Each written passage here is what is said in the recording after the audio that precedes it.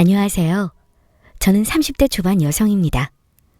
얼마 전까지만 해도 유부녀였던 저는 남편과 대판하고 시댁에 다시 반품해버렸습니다. 그 과정에서 좁쌀만큼 남아있던 정도 다 털어버리고 끝냈죠. 쓸모없는 남편 반품 이야기를 여러분들에게 당당히 소개하고자 이렇게 사연 보내요. 어릴 적 우리 집은 금수저까진 아니어도 은수저 정도는 됐습니다. 그래서 당시 만나고 있는 남자친구와 슬슬 결혼 준비할 때 시댁보다는 많이 지원받았죠. 시댁은 거의 흙수저 집안이다 보니 우리 집에 비해 많이 부족한 살림이었습니다. 하지만 사랑 하나 보고 결정한 결혼이라 집안 따지지 않고 남편과 행복하게 결혼 준비를 했어요. 제가 27살에 결혼했는데 남편은 저보다 4살이 더 많습니다. 둘이 사회생활하면서 모은 돈으로 결혼 준비를 했어요. 오빠, 우리 술술 결혼 준비해야 되는데 서로의 경제를 다 오픈해야 하지 않아? 난 회사 다니면서 8천 정도 모았어. 오빠는? 와, 8천? 많이 모았다. 난 그 정도는 안 되는데. 얼마 정도 모았는데? 난 한 3천 정도? 응? 오빠 사회생활한 게 몇 년인데 3천밖에 안 돼? 그게... 너도 알다시피 우리 집이 좀 어렵잖아. 월급 받은 거 저축하려고 해도 집에 들어가는 돈이 있다 보니까 마음대로 잘 안 됐어. 우리 아빠 다니던 회사 잘리시고 다른 일 하시면서 수입이 많이 줄다 보니까 내가 도울 수밖에 없었거든. 엄마는 건강 때문에 살림하셨고, 그리고 그때 동생 앞으로 들어가는 학원비가 꽤 돼가지고. 아무튼 난 한 3천 정도밖에 안 되는데 너에 비하면 너무 적지? 아니야, 괜찮아. 그런 사정이라면 3천 모은 것도 대단한 거지. 그럼 나 8천에 오빠 3천이면 1억 1천이니까 이걸로 결혼 준비하고 나머지는 전셋집 얻어야 하는데 우리 대출 좀 받아서 지내야겠다. 되도록 대출 덜 받으려면 경기도 외곽 쪽에 집 알아봐야겠네. 아휴, 내가 조금 더 여유 있었으면 결혼 준비할 때 여러 가지 좋았을 텐데 괜히 미안하네. 아니야, 그렇게 생각하지 마. 이 정도도 충분해. 알뜰히 허리띠 졸라가며 준비하면 되는 거고. 앞으로 결혼 생활도 아끼면서 살면 빚도 금방 갚을 수 있을 거야. 자기가 그렇게 생각해주니까 정말 고맙다. 앞으로 나도 열심히 돈 관리할게. 그래, 우리 서로 노력하자. 참, 그리고 우리 힘으로 결혼하기로 한 거니까 양가의 혼수나 예단 일절하지 않는 거로 하자. 괜찮지? 그래, 그렇게 하자. 우리 둘은 양가의 도움 없이 서로의 힘으로 결혼식 준비를 시작했습니다. 이 사실을 양쪽 집안에 말씀드렸고요. 어차피 시댁 쪽은 지원해줄 형편이 아니라서 우리 뜻대로 하라고 말씀하셨지만 우리 집은 이야기가 달랐습니다. 혼수나 예단은 그렇다 쳐도 신혼집 대출 이야기를 듣고 한 소리 하셨어요. 둘이 같이 벌어 갚는다고 하지만 결혼생활 시작부터 빚지고 시작하는 거 힘들어. 경기도 외곽이라고 해도 한두 푼 필요한 게 아닐 텐데. 내가 이럴 줄 알았어, 정말. 그러니까 엄마가 능력되는 남자 만나라고 했잖아. 그럼 시댁에 지원도 받고 얼마나 좋니? 엄마는 이미 다 이야기 끝난 걸 말해서 뭐해? 그리고 나 우리 남편 만난 거 후회 안 해. 돈보다 사랑이 더 중요한 거지 뭐. 시작하는 게 좀 힘들 수 있지만 그래도 열심히 살 원동력이 생겼잖아. 걱정 끼치지 않도록 열심히 사는 모습 보여드릴게. 그래, 당신은 이미 다 결정 지은 걸 말해서 뭐해? 아마 내 엄마가 속상하셔서 그러시나 보다. 내가 이해해라. 가만히 있어보자. 경기도 외곽이면 대출을 얼마나 받을 생각이냐? 우선 은행 가서 한도 확인할 건데 최소 2억은 받아야 하지 않을까? 요즘 이자도 꽤 나가던데 너희 둘이 벌어서 생활비 제외하고 저축하고 나면 대출금 갚을 여유가 되겠냐? 뭐 좀 빠듯하긴 하겠지만 그럭저럭 될 것 같아. 그러지 말고 그 돈 아빠랑 엄마가 빌려주마. 응? 엄마 아빠가? 아니야, 됐어. 우리 힘으로 결혼하기로 했고 시댁에서 지원받은 것도 없는데 무슨. 그냥 우리가 알아서 해결할게. 대출금에다 이자까지 갚아나가려면 시작하는 처지에 맥 빠지는 법이야, 이거사. 아빠 말 들어. 안 그래도 너 시집가면 보태주려고 따로 모아놓은 돈도 있고. 그런데 양쪽 집안에 일절 도움 안 받고 너희 둘 힘으로 결혼한다고 해서 걱정되기도 했지만 한편으로는 기특해서 말 안 하고 가만히 있었지. 그런데 어차피 보태주려고 모은 돈 이렇게 쓰는 것도 좋을 것 같다. 내 말대로 서로의 힘으로 결혼하는 거고, 우리가 보태주는 돈은 그냥 주는 게 아니라 빌려주는 거야. 이자는 됐으니까 살면서 천천히 갚던지 해. 뭐 자식이니까 안 갚아도 괜찮아. 그냥 엄마 아빠는 너희 둘 결혼에 이자값이라도 도움 주고 싶어서 그래. 이게 부모 마음이니까 거절하지 말고 그냥 받아. 엄마, 아빠, 정말 아무것도 받지 않으려고 했는데 죄송해요. 그리고 정말 고맙고요. 남편이랑 열심히 살면서 천천히 갚아 나갈게. 정말 고마워. 이럴 때 보면 항상 우리 엄마 아빠는 나의 든든한 백이라니까. 앞으로 잘 사는 모습으로 효도할게. 그렇게 우리 부모님께서는 집을 알아보고 남는 금액을 빌려주며 해결해 주신다고 하셨습니다. 거기다 이왕 전세보다는 아예 집을 한 채 사는 게 좋을 것 같다고 하시길래 부부 공동명의로 집을 샀습니다. 그리고 부모님이 돈을 빌려주셨다는 사실을 남편에게 이야기하지 않았어요. 빌린 거라 천천히 갚는다고 쳐도 남편으로서는 기가 죽을까 싶어 비밀로 했습니다. 부모님도 그렇게 하는 게 좋을 것 같다고 하셨고요. 우리는 경기도 외곽 쪽으로 적당한 선에서 신혼집을 얻었고, 저희가 가지고 있는 금액에서 일정 부분 해결하고 나머지는 부모님께서 주신 돈으로 해결했습니다. 남편은 제가 받은 대출금으로 해결된 줄 알았고요. 결혼 준비를 막바지에 이르렀고 무사히 식을 마쳤습니다. 드디어 남편과 신혼집에서 알콩달콩 깨볶으며 행복한 신혼생활을 시작했어요. 그런데 이런 신혼생활을 방해하는 사람이 둘 있었는데 그건 다름 아닌 시어머니와 아가씨였습니다. 시댁에 가면 은근히 저를 부려먹으려고 하거나 말을 돌려하면서 절 잡으려 하셨죠. 아이고, 우리 며느리 음식 차리는 솜씨 보니까 집에서 귀하게 자란 티가 나는구먼. 얼마나 귀한 딸이길래 손에 물 한 방울 안 묻히셨나 보다. 귀한 집 딸은 맞지. 새언니 우리 집보다 더 잘 사니까 집에서 이런 거 안 해봤나 봐. 저희 친정엄마가 귀한 딸이다 못해서 일부러 안 시키신 건 아니고요.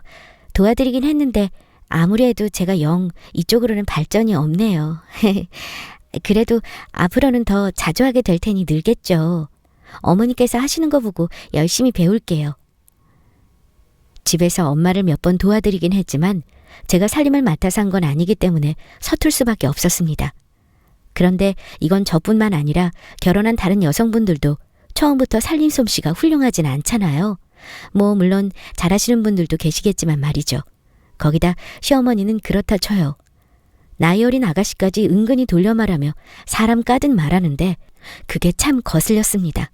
하지만 어디 시댁에서 일일이 다 따지고 살 수 있나요?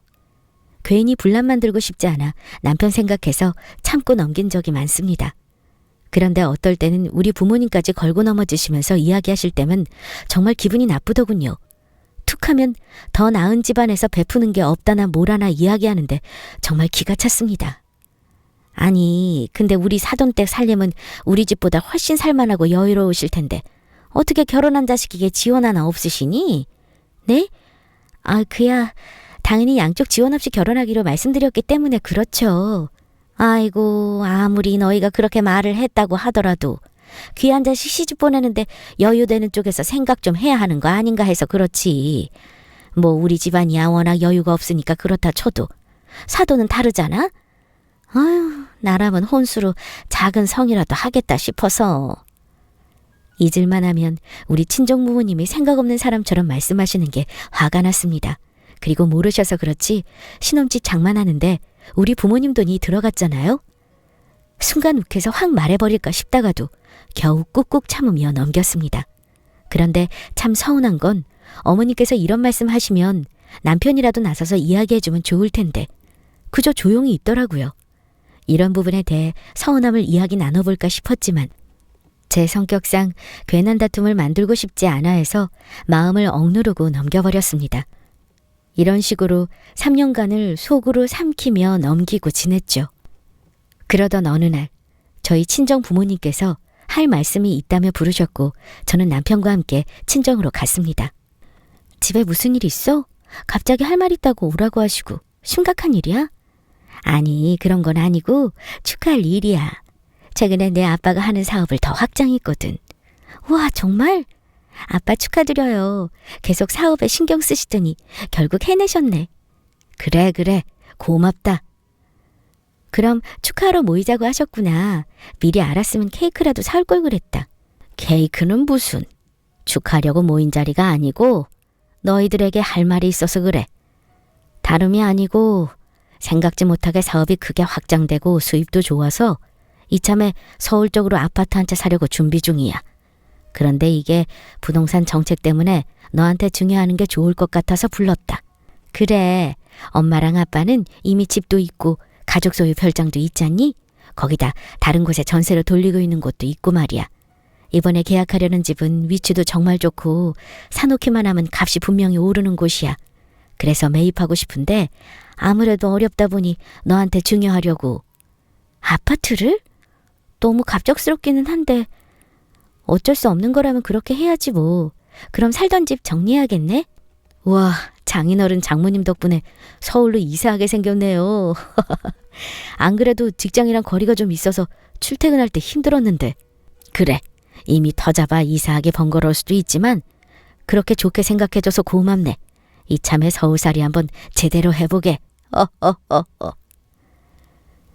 예상치 못한 말씀을 하셔서 갑작스러움이 컸지만 어쩔 수 없는 상황임을 알기 때문에 우리 부부는 살던 집을 정리하고 서울 아파트로 이사할 계획을 세웠습니다. 살던 집보다 더 큰 평수여서 그런지 가구가 더 필요할 것 같아 남편과 이런저런 이야기를 나누었고 곧 아이도 가질 예정이니 이래저래 잘 됐다고 생각됐죠. 그렇게 남편과 천천히 이사 준비를 할 때였습니다. 순탄하게 준비되어 간다고 생각할 무렵 뜻하지 않은 일이 벌어졌습니다. 잠자리에 들려고 준비 중인데 남편이 제게 그러더군요. 그런데 자기야, 우리 그렇게 큰 집으로 이사가면 방도 참 많잖아. 남는 방이 몇 개더라? 방이야 남으면 좋지. 손님 오시면 거기 묵을 수도 있고 아이들도 둘 낳으면 각자 방 줘야 하는데 거기다 당신 개인 서재 하나 갖고 싶다며. 그렇게 하지. 그런데 그래도 남는 방 놀리는 것보단 알차게 쓰는 게 좋지 않을까 싶어서. 그래? 뭐 생각하는 거라도 있어? 아니, 내가 곰곰이 생각해봤는데 그 남는 방에 내 동생이 지내는 건 어떨까 하는데. 뭐? 동생? 지금 신우이랑 같이 살자는 소리야? 그게 좀 그럴 수도 있지만 잘 생각해보면 괜찮을 것도 같더라고. 자기도 알다시피 내 동생도 서울로 일 다니잖아. 근데 거리가 있다 보니까 출퇴근하기 힘들어 하더라고. 마침 우리 서울로 이사가고 방도 남으니까 겸사겸사 좋을 것 같아서. 뭐 살아봤자 오래 있는 것도 아니고. 시집갈 동안만 같이 지내면 어떨까 해. 우리 아이 갖고 낳으면 내 동생이 당신 도와서 아이 돌봐줄 수도 있는 거고. 좋지 않아? 좋기는 당신이야 좋지. 난 불편해서 싫어. 난 반대니까 이 이야기는 그만해. 그리고 내가 봤을 때 이거 당신 머리에서 나온 생각 아닌 것 같은데? 혹시 아가씨 생각이야? 아니면 어머니? 아, 그게 엄마랑 동생이 이야기하긴 했는데 생각해보니 나도 괜찮은 것 같아서. 이럴 줄 알았어. 절대 안 되니까 그런 줄 알아. 그리고 내가 이야기하지 않도록 자기가 어머니하고 아가씨한테 말 잘 전해. 괜히 이상하게 말해서 내 입장 곤란하게 하지 말고. 알겠지? 그렇게 싫어? 같은 가족인데 자기가 단칼에 거절하니까 좀 서운하기도 하네. 서운해도 어쩔 수 없어. 처지 바꿔 생각해봐. 내가 만약 친오빠가 있어. 그런데 우리 집에서 같이 살고 싶다고 하면 자기가 그러라고 할 수 있어? 알겠어. 그렇게 싫다면 뭐 어쩔 수 없지. 내가 엄마하고 동생한테 이야기해 놓을게. 그럼 그렇지. 역시나 이런 생각은 남편의 머리에서 나온 게 아님을 눈치챘습니다. 분명 이사 소식을 듣고 어머니와 아가씨가 남편을 꼬드긴 거겠죠. 저는 절대 안 된다며 단단히 못 박아두고 넘겨버렸습니다. 그런데 남편이 어떻게 이야기를 전했는지 제대로 마무리가 되지 않는 모양이었습니다. 아무래도 시어머니와 아가씨가 보통의 성질이 아니니 남편을 들들 볶은 모양이었죠. 도저히 안 되겠다 싶었는지 하루는 어머니와 아가씨가 우리 집에 찾아왔습니다. 같이 살게 해달라는 말을 꺼내러 온 게 훤히 보이는데 오랜만에 우리 며느리가 너무 보고 싶다며 시답지 않은 소리를 하시더군요. 그래서 아예 처음부터 제가 선수 쳐버렸습니다. 어머니, 혹시 아가씨로 오신 거라면 그이한테 이야기 못 들으셨어요? 아무래도 이게 제 명의로 들어가는 집이라고 해도 사실적으로는 부모님 재산이기 때문에 어려움이 있어요. 죄송해요, 어머니. 마음에도 없는 소리였지만 계속 죄송하다며 어머니를 달래고 분위기를 맞춰드렸어요. 아니나 다를까 저의 이런 말에 어머니는 표정이 싹 굳어지시더니 잔뜩 심술난 표정으로 집에 돌아가셨습니다. 저한테 아무리 이야기하려고 해도 제가 그저 죄송하다고 철벽을 치니 어머니 딴에는 자존심 상하신 모양이었죠. 그렇게 저는 계속해서 어머니께 죄송하다는 말로 선수를 치며 이사에 대한 희망을 품지 못하도록 노력했어요. 시간이 지나면 차츰 나아질 거로 생각했고요. 그런데 어느 주말 집에서 늘어지게 쉬고 있는데 엄마에게 전화가 한 통 걸려왔습니다. 지금 사부인이 우리 집에 오셨는데 알고 있니? 어? 우리 어머니가 집에 오셨다고? 왜? 모르는 일이구나. 연락도 없이 갑자기 오셔서 무슨 일인가 싶어 전화했어. 아무튼 알겠어. 끊을게. 전화를 끊고 어머니가 왜 우리 집에 가셨나 의아하던 중 머릿속으로 무언가 빠르게 스쳐 지나갔습니다. 어머니를 설득하면서 우리 집에 아파트니 어쩌고 저쩌고 이야기했던 게 마음에 걸리면서 혹시나 부모님께 허락이라도 받으러 가신 건가 싶더군요. 심장이 덜컥 내려앉은 저는 사색이 된 얼굴로 급히 옷을 챙겨 입고 남편에게 빨리 친정으로 가자 했습니다. 영문도 모르는 남편에게는 대충 상황을 설명하고 친정으로 향했죠. 도착하니 함께 차를 드시며 이야기 나누고 계셨습니다. 아니, 내가 여긴 웬일이냐? 사돈께서 전화하셨어요? 아, 네. 갑작스럽게 방문하셔서 혹시 저희가 모르는 뭔 일이 있나 싶어 궁금해서요. 제가 우리 딸한테 전화했습니다. 그러셨군요. 아이고, 저랑 이야기 나눠도 될 일이었을 텐데. 그런데 어머니, 아무런 말씀도 없이 저희 친정에는 무슨 일이세요? 어머, 얘는 내가 어디 못 올 때라도 왔니? 사돈 댁에 인사차 올 수도 있는 거지. 그렇죠, 사돈? 네, 그럼요. 잘 오셨어요. 오랜만에 얼굴 뵙고 좋네요. 자주 찾아뵙고 싶은데 사는 게 뭔지 오랜만에 얼굴 뵙네요. 참, 내 정신 좀 봐. 제가 축하드릴 일이 있던데 사업이 그렇게 잘 된다고 아이들 통해서 들었습니다. 정말 축하드려요. 경사네요, 경사. 거기다 서울에 아파트도 한 채 사셨다면서요? 이번에 얘네들이 이사 가려고 준비하던데 집이 꽤 넓고 방이 많다고 하더라고요. 그래서 말씀인데 그 많은 방 중에 하나를 우리 딸이 사용하면 어떨까 해서요. 제가 며느리에게 이야기를 해봤는데 아무래도 아파트를 사돈 댁에서 사주신 거라 이렇게 말씀드리고 허락을 받는데 도리일 것 같아서요.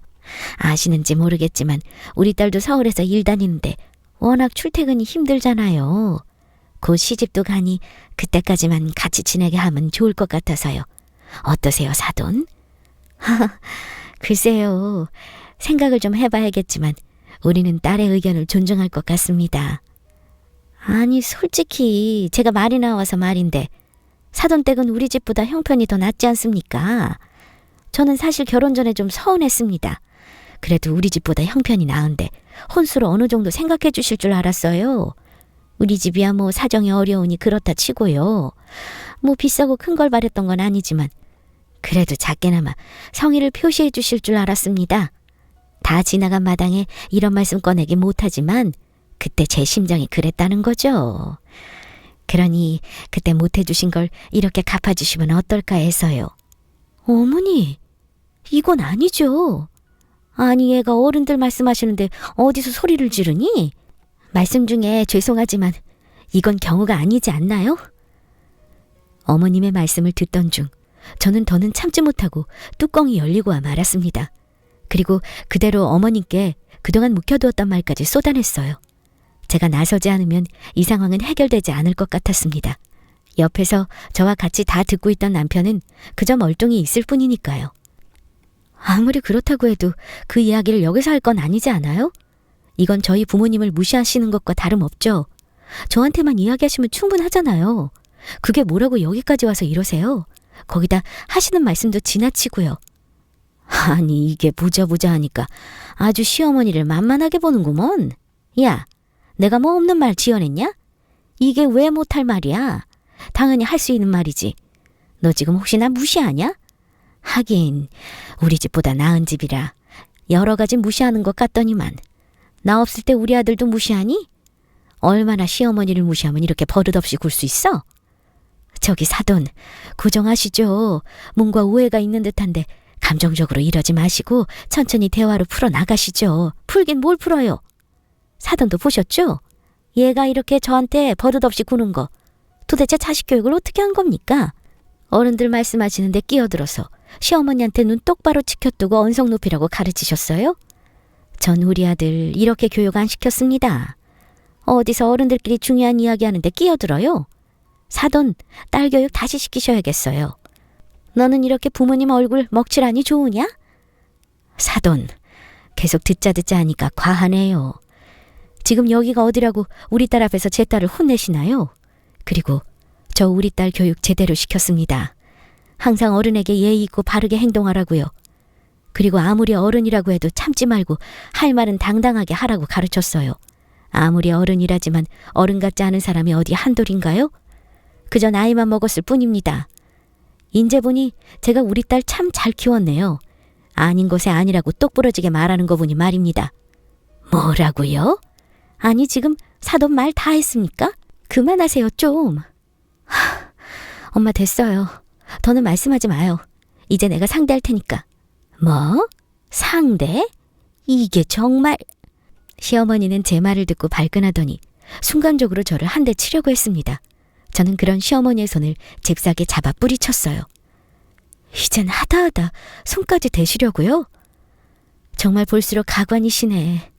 한 번만 더 내 몸에 손대려고 했다간 나도 가만히 있지 않을 테니까 조심해요.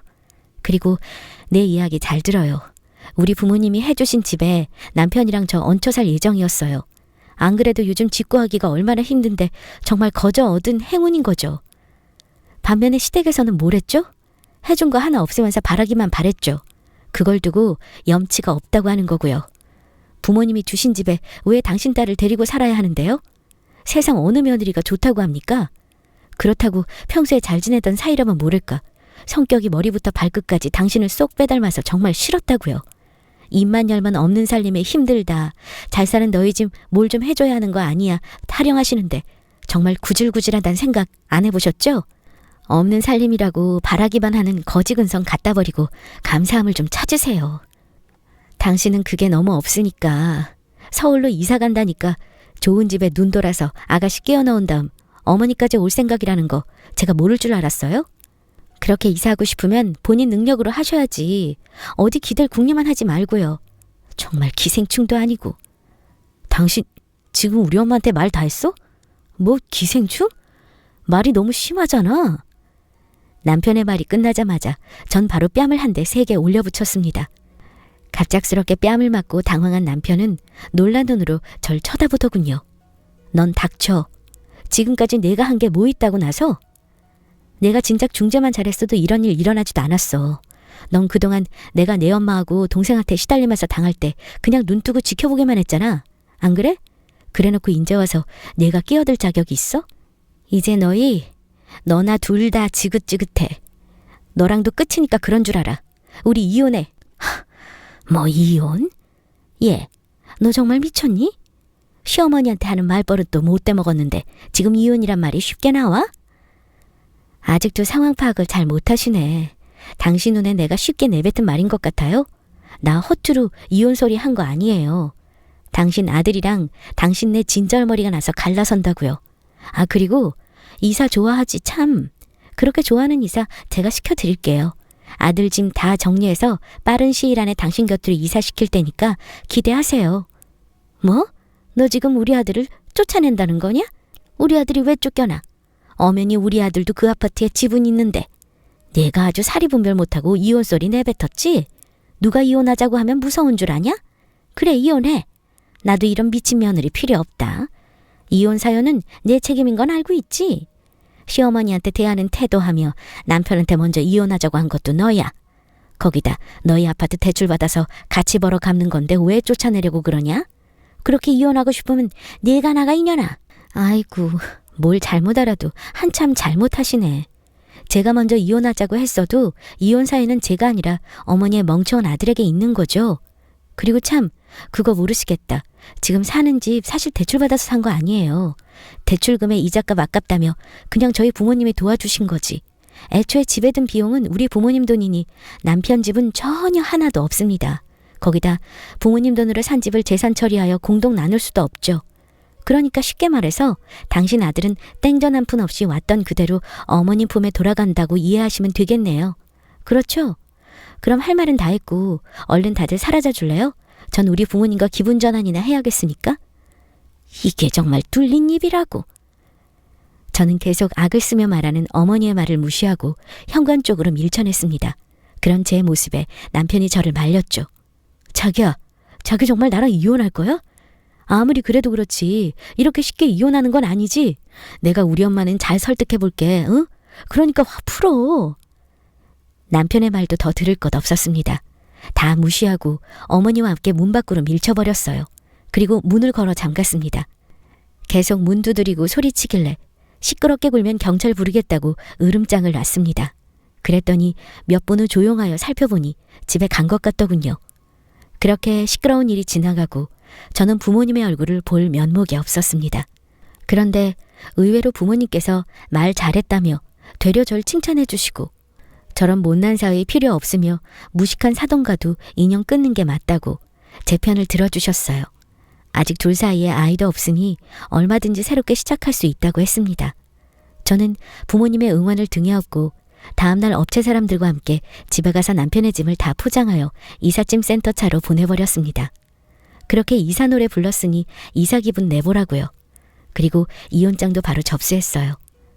변호사님의 말씀을 들으니 이혼은 큰 문제 없이 잘 마무리될 것 같습니다. 가만히만 있었으면 본인 아들 팔자 피고 편히 살 수 있는 건데 욕심이 뭔지 괜히 긁어부스름 만들었네요. 이번 일을 통해서 저도 큰 교훈 하나 얻어갔습니다. 저는 현재 살던 집을 정리하고 부모님께서 증여해 주신 집에 살고 있어요. 그리고 좋은 인연을 만날 준비해야겠죠. 앞으로 저의 멋진 미래 많이 응원해 주세요. 그럼 지금까지 제 긴 사연 들어주셔서 감사합니다.